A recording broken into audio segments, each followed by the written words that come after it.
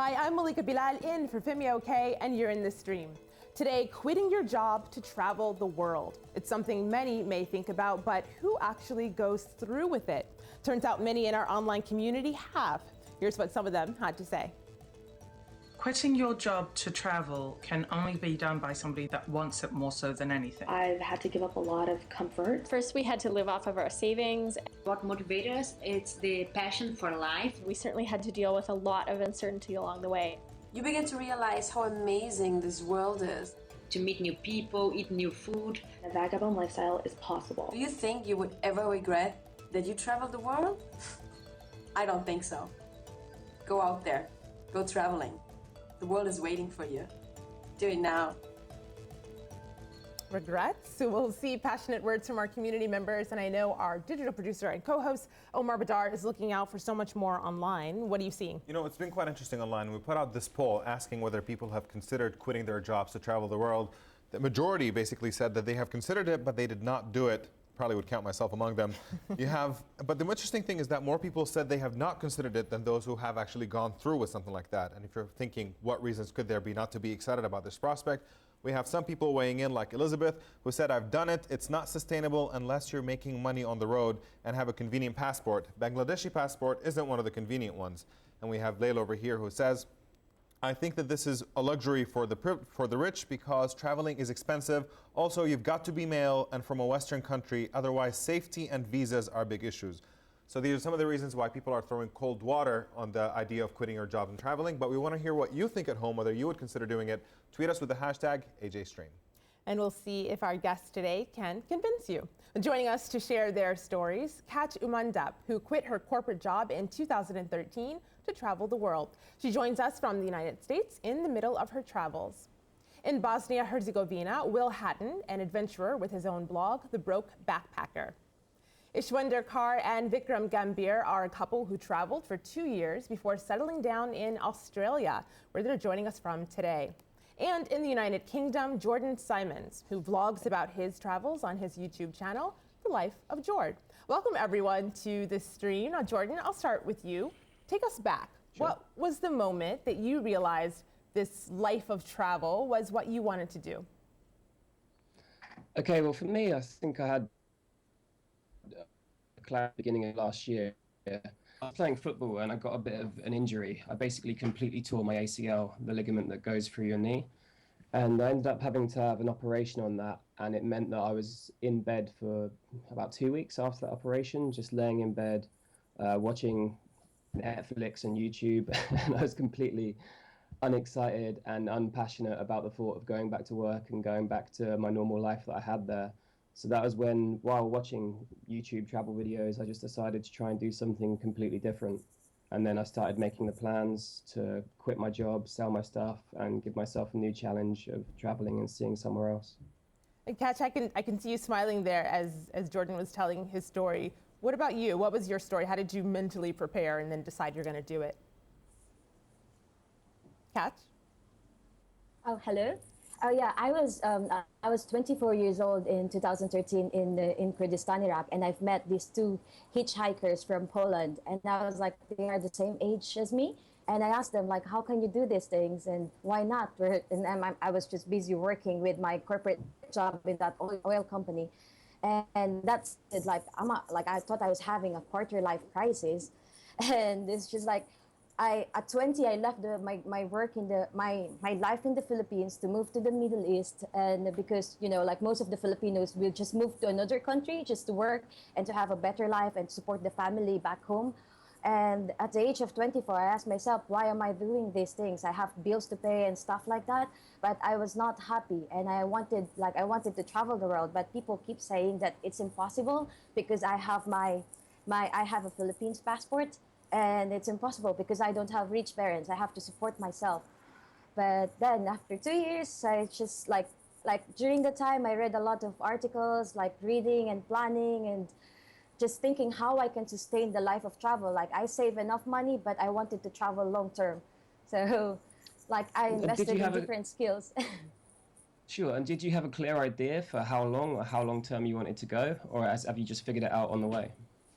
Yeah, I actually started like my initial plan was just 6 months. Like I asked my boss, like, will you still accept me? Like I just want to find myself or something like that.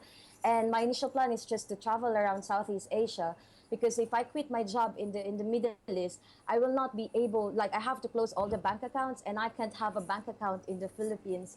So I was just like, okay, I think my savings, I had $5,000 during that time. And I says like, I think these savings can last me 6 months. And it's either I'm going to go back to the Middle East or just find like what to do on the road. And eventually, like more than 2 years later, I'm still here traveling. And it's my first time to step in the United States. Well, welcome to the U.S. So, one of the Yeah, things that I just arrived last night. one of the things, the catch that you mentioned about money is probably the most common thing that comes up about why people are not traveling the world. So we have people like Lisa over here who says, I'm in the process of doing this, traveling. I am an English as a second language teacher and I can work remotely. My boyfriend is in IT and he can do the same. But we have Cameron over here who says, I couldn't afford this mystical journey without a job. Need to find one which has a lot of travel.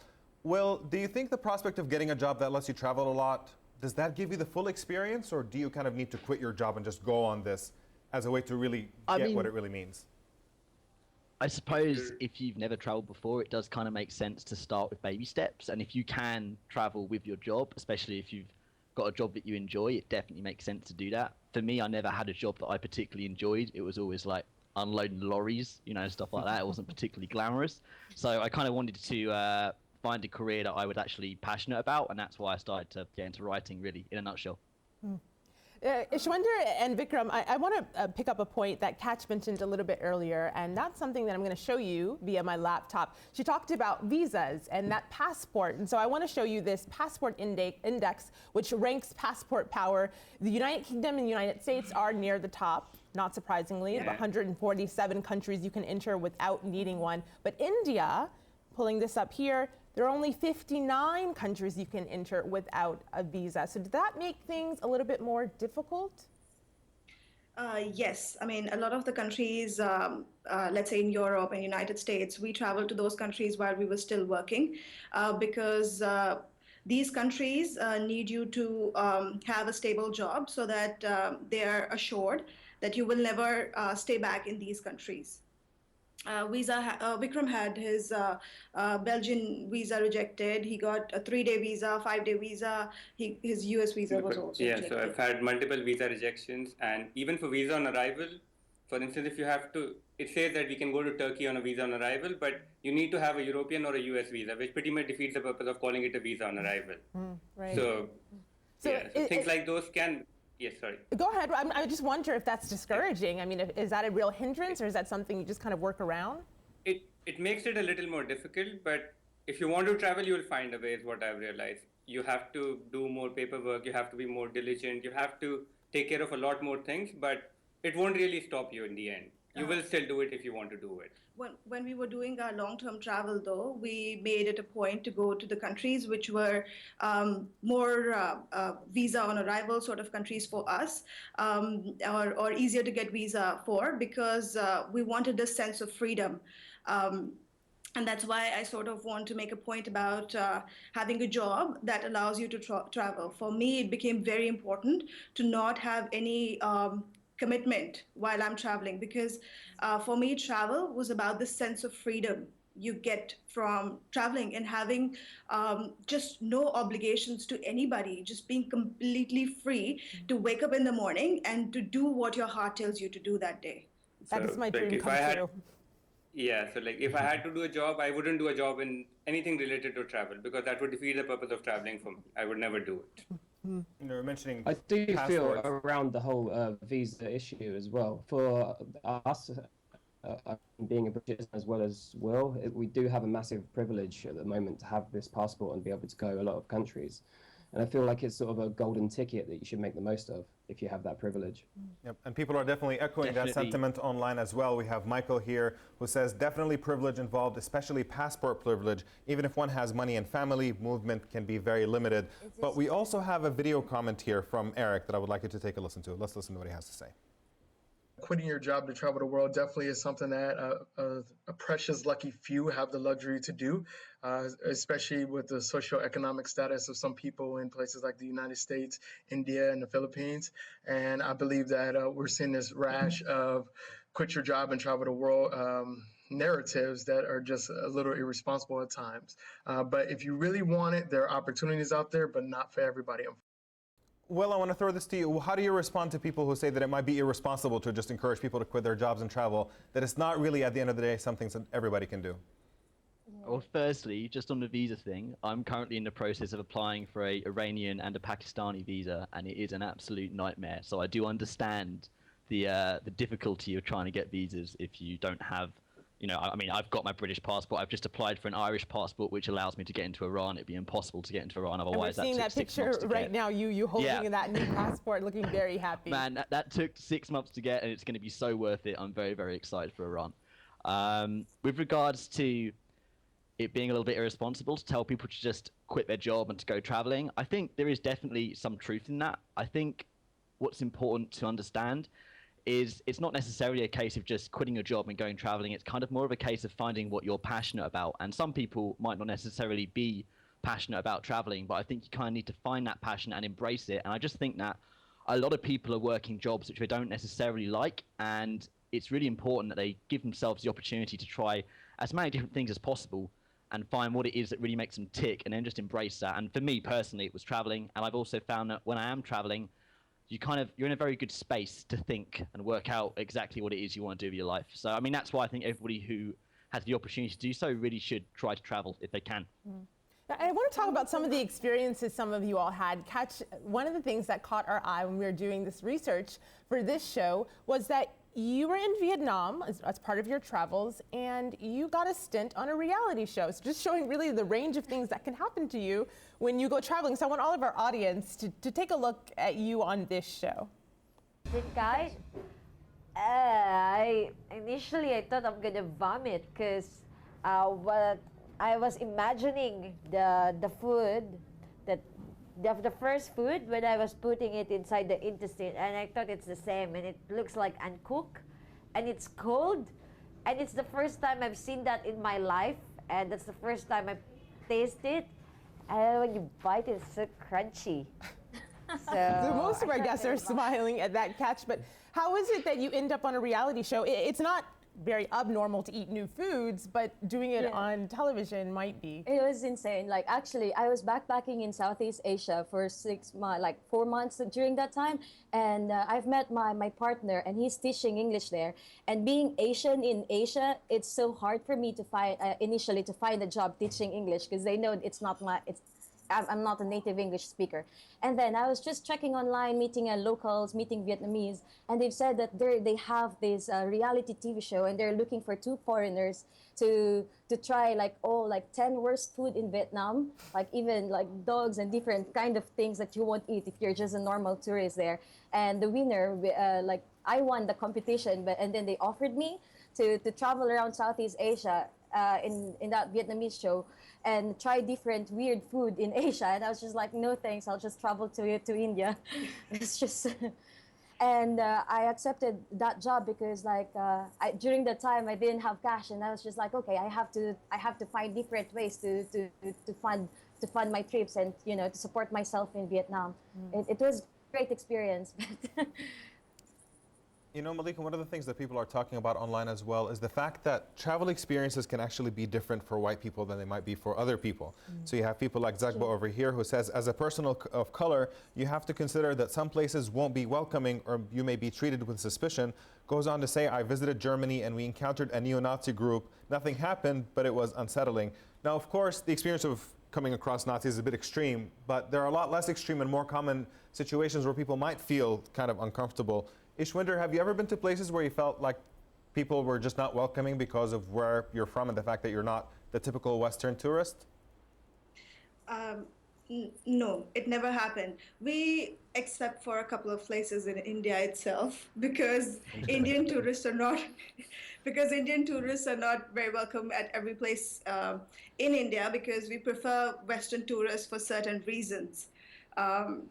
because they are less fussy, they are easy to deal with, and they're very straightforward compared to Indian tourists. So yeah, there was a place where we were not able to find a night's accommodation because we were a couple and they thought that we were perhaps running away from home, so they didn't want any trouble.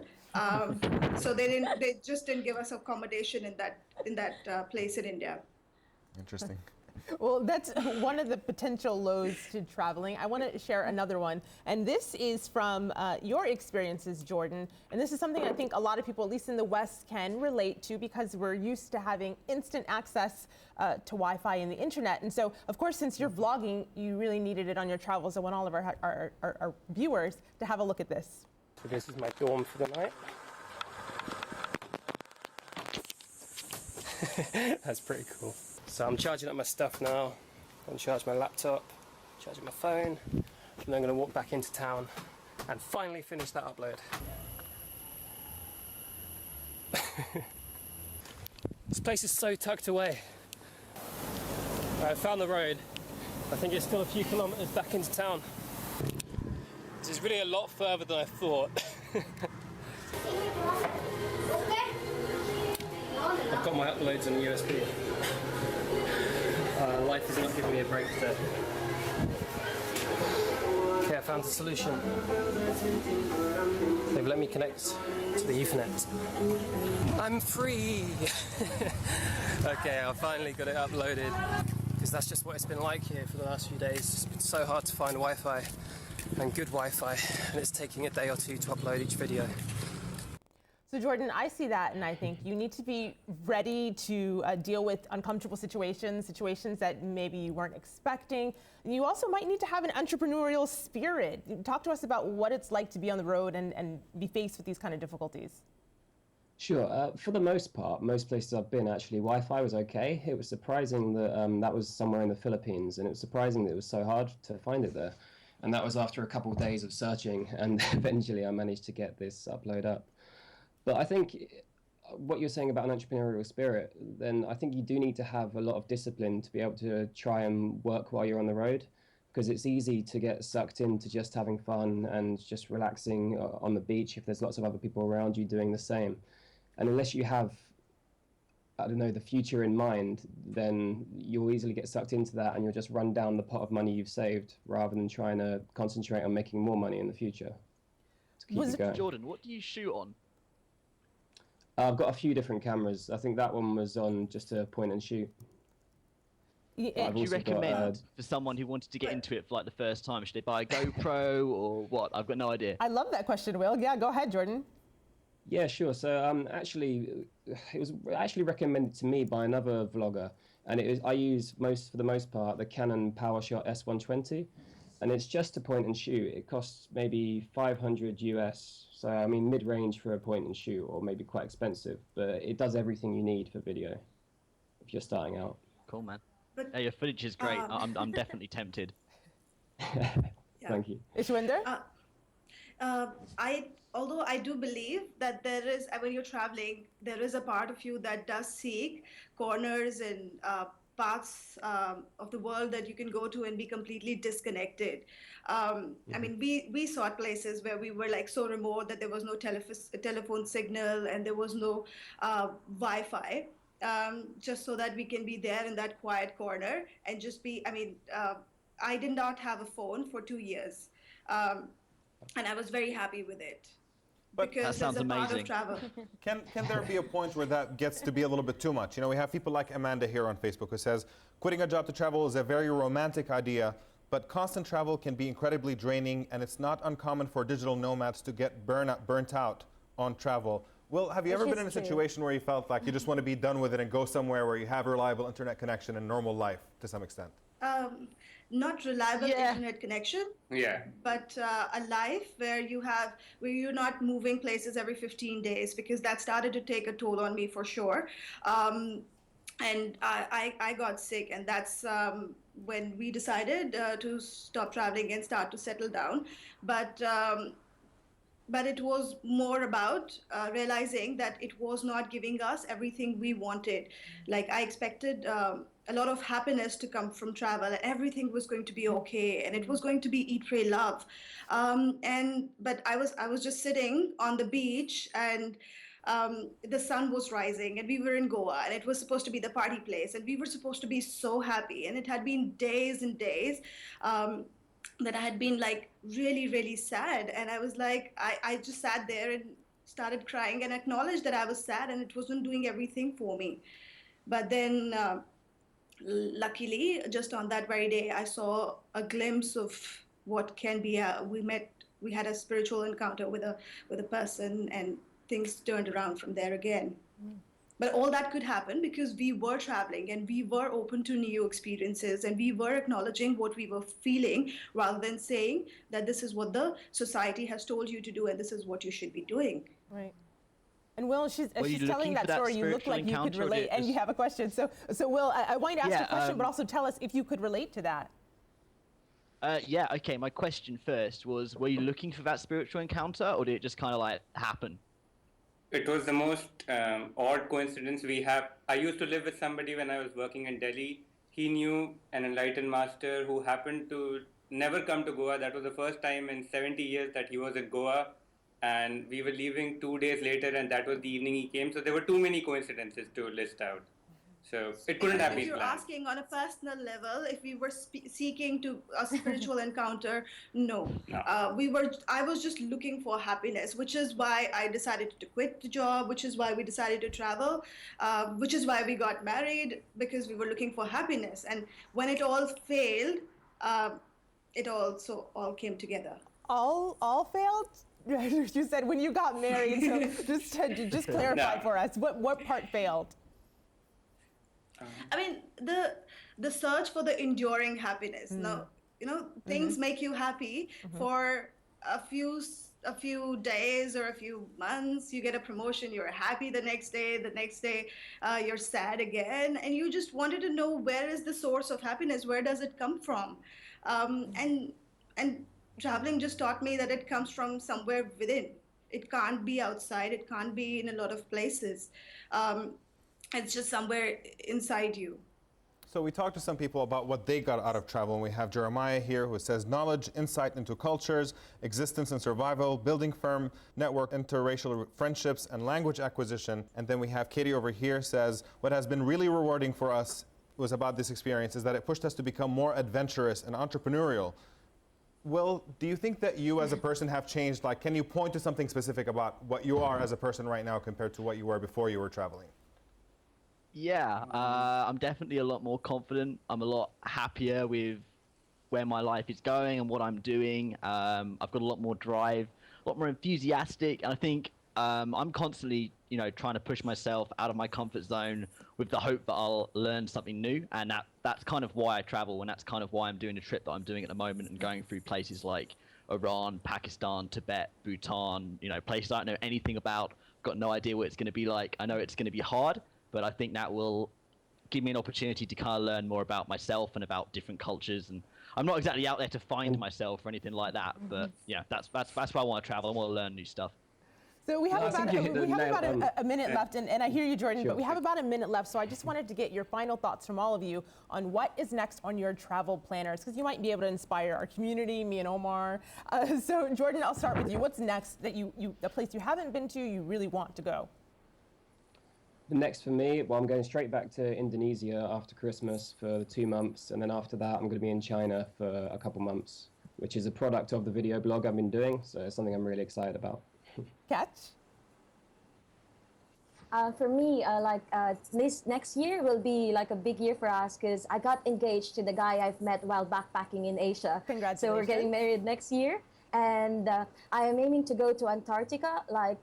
It's been like a goal since I started my journey, and visit some other countries. I'm going to pause you there, Kach. We will hear more about that in the post show, but I just want to hear from Will. Will? Okay, cool. Yeah, I've just started a 2-year trip. I'm going from the UK to Papua New Guinea, mostly hitchhiking, no flights allowed. And Vikram and Ishwinder, what's your next place? Stay in Australia, get a white passport, and travel again. Love it. That's all the time we have for now. We're going to take all of our guests and their stories to the post show, stream.aljazeera.com. We'll see you there.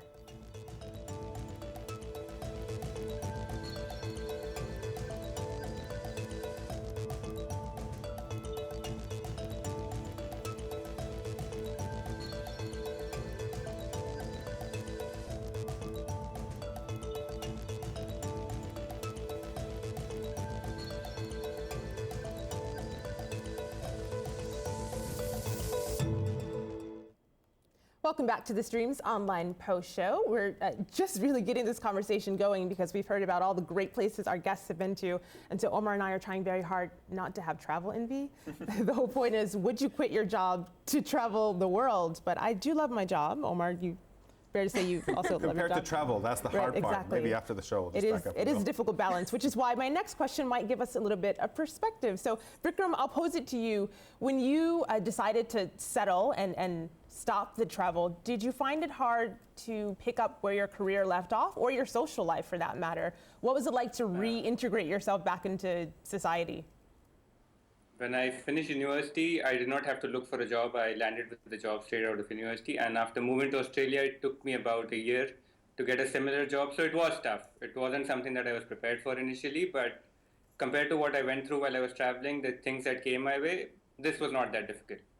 It was hard, but not as difficult as I thought it could have been. So, and Ishwinder, and it takes a while to get back into things. I'm sure. Yes. And socially as well, I realized my family had stopped expecting anything from me because it was totally unexpected that I would quit my job and travel the world.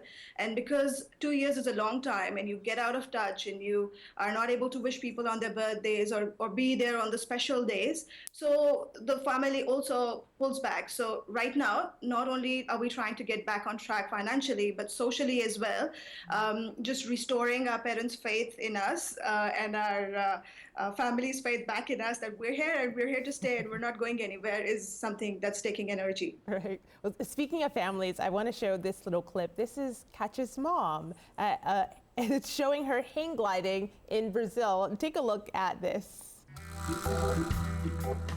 That's my mom.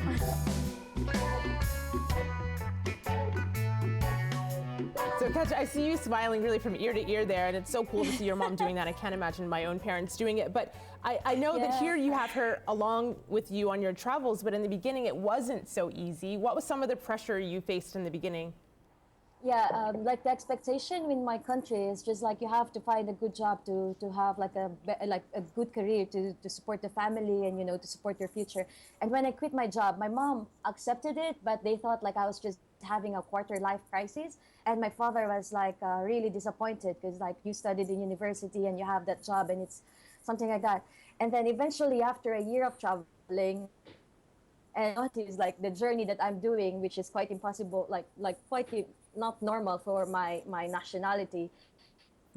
And my mom planned a year in advance to go backpacking with us in South America, and it's her first time to ever travel like that. Like she's turning 50 and her whole life's just supporting the whole family. So like she's about to turn 50 and I told her, hey, come over to South America, and we traveled together in Brazil, Bolivia, Peru, Ecuador, and Colombia with buses, and she has her own backpack, like a 38-liter backpack. And I told her, you need to carry that. You have to do skydiving, you have to do hang gliding. It's just like, you don't know what will happen next. You just have to, you know, like enjoy life to the fullest. And now my mom is planning to travel to Africa and Europe. She's just asking, when are you going next? I want to go with you. And she's like, I'm a backpacker too. That's incredible. You know, we were talking a little bit earlier about the burnout of travel, and we have Nomadisaurus Travel, who basically agreed, saying, couldn't agree more. 6 out of 8 years traveling, 2 straight on the road now, love every minute, but we are exhausted. But just to drag it back to something a little bit more practical, you know, we had a lot of people raising concerns about security and safety, and Kat responded by saying, it is only as unsafe as you believe it or make it. Some countries you need to learn a lot about before going so you don't have problems, and just be street smart. Jordan, can you give us any tips about, do you prepare, are you ever worried about your security, and how do you prepare when you're going to a new place? What do you try to learn to make sure that you're going to be safe wherever you're going? I think you can be unsafe wherever you are. You can be unsafe when you're living in the same place for 20 years. Something bad could happen. I think really for my personal philosophy is just to still be street smart, but to trust in people. And then if you get scammed or anything bad happens, then just assume that's not the country. Assume that's just that one person. And then you can move on and still keep an optimistic attitude to traveling. As far as safety is concerned, I mean, I think Facebook. Ishwinder, why don't you go first, and then we'll hear from Kach. what I was just saying that while visa is just the bureaucracy part, I believe safety is one thing people have to be really, really mindful. It cannot be taken lightly. We've had an incident where I got drugged, and I was like, both of us were meant to get drugged, but she doesn't eat chocolate, so I ended up eating 2 chocolates, and I was out for 4 days. I was literally unconscious for 4 days, and these chocolates were given to us by people who were supposed to be our fellow travelers. We were just sitting out there with them. So you don't think it was just food poisoning? You really think you were drugged? Yes. I was sleeping for 4 days straight. It was 4 days. He was not waking up. He was not eating. He was not doing anything. He had to be forced fed. Yeah, and it was very scary. Luckily, we didn't have those chocolates when those guys were still around. We ended up having them like 4 days later in another area, and I had no idea what's happened to Vikram. It's only when he woke up and we started talking about it, and we were like, what do you think you ate? And it was just those chocolates, and 4 days, they were very, very scary. Of course. Wow, sounds pretty intense. So things can go wrong. Yeah, clearly. Kach, you wanted to add something to that? No, I was just asking them, like, how do they do, like, the security thing? Like, for me, it's like social media is a big help. Like, I have to check in and ask people around before we go to the area. Like, we ask people, like, the tips. And so I was asking Jordan earlier, do you also check in before going to a place? Or, like, when you're already in the place? Just... In terms, no, I'm checking in on social media. I've never actually done that. I do ask people what would be the bad areas and if there's anything to be careful of, but no, largely, touch wood, so far I've been okay. I've been lucky, maybe. I've got to be honest, I know this is going to get a big collective groan, but I think you can waste a lot of time preparing like itineraries and details. Don't go here, don't go there. I mean, I get in loads of trouble all the time when I'm going traveling. I always get out of it. It's always fine. It's half the fun. I agree with you on that one. If you make an itinerary, you would miss out on a lot of things. I think it's easier for men. For women, it's very difficult. I know there are a lot of brave women travelers who travel in certain countries. I would never travel alone in, or I would take certain very strong precautions because I've grown up in a city like Delhi, and I've seen how certain people will try to intimidate you in the crowd, or they will try to approach you in a certain way, and how scary it can get. And I've heard too many bad backpacker stories. Bad incidents happen to women, and I wouldn't take certain chances. I was a solo female backpacker before I've met Jonathan, and I think like it's still fine. I was hitchhiking. I hitchhiked like 100 kilometers in Laos on my own, and it's just like actually, when you're traveling solo, your instinct, you feel like you are more like independent and strong, and your instinct is stronger than if you're traveling with someone else. And I actually love traveling solo. So like she said, like we were in India for 3 months, and I agree that if I'm gonna go to some cities, I won't travel on my own. Like I prefer to be traveling with someone else. But the good thing about traveling solo is you'll never be alone. Like if you stay in backpackers hostel, you'll always meet someone. Like I was backpacking on my own in Vietnam, and then I've met someone, and we grew like our group to 4 people, and we traveled all over Cambodia and up to Thailand. It's just like 3 strangers and 4 strangers like going together. So I think like female travelers, they should not be afraid to travel on their own. It's just like amazing. Like during these solo travels, I've met my fiancé, and I'm getting married next year. So the advice is don't be afraid, but take precautions, and of course be safe, aware of your surroundings. And you need to always trust your instinct. Right. I want to get the final word from community from Omar. And Omar, what are you seeing? So I'll leave you with a couple of interesting thoughts here from community. We have Dandelion, who says, it doesn't take privilege to travel. Sometimes it does take a little bit of money, but it takes courage, free spirit, and being able to flow. And we have Global Gallivanting over here, who says, I did this. I quit my job to travel 3 years ago. My only regret is that I did not do it sooner. So these are a couple of interesting thoughts that we have here from community. And speaking of experiences and enjoying the experiences along the way and not letting people tell you not to, I'm going to end on this video. This is one of our guests. This is Will, going through what is quite a cool experience to see, but it is from a 97-year-old woman who does a very specific type of tattoo that Will is getting done. So I want you to have a look at this. Full comes a little bamboo hammer. It's not particularly painful. I wouldn't say it's exactly comfortable. The least comfortable bit is probably sitting on this stool, to be totally honest with you. But it's almost therapeutic. Kind of feel like I could have a nap. So yeah, come to the Philippines to get a tattoo. It's a good experience. The least comfortable bit is sitting on the stool. So I think we can Honestly, make that stool was like this high. It was so uncomfortable sitting on that thing. I don't know if I believe you, because the tattoo itself looked a little bit uncomfortable, but I think that we'll take that as our allegory for traveling and all your all's experiences. So I want to thank you all so much for being on the show today. Kach, Will, Ishwinder, Vikram, and Jordan, thanks for sharing your stories. The rest of you, we'll see you online.